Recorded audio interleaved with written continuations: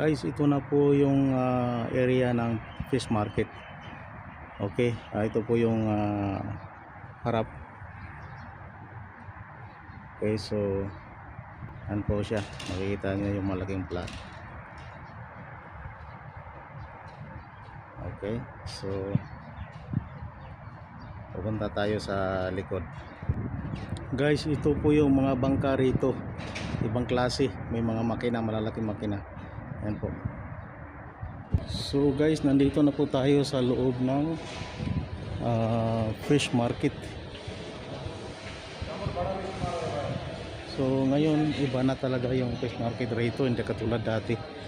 Napakalaki na at marami pong nagbibinta. Katulad dyan may mga fruit market. Okay,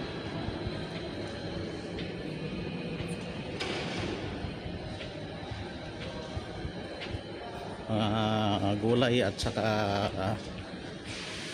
prutas dito.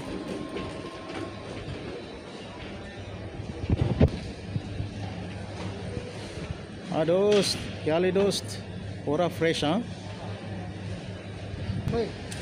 So ito po yun guys, lugar. हाँ जी, कैसी हो जी? ठीक है। अरे वाह, किधर का? India,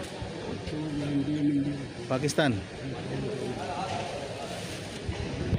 Guys, mayroon pong grand hypermarket po dito sa loob.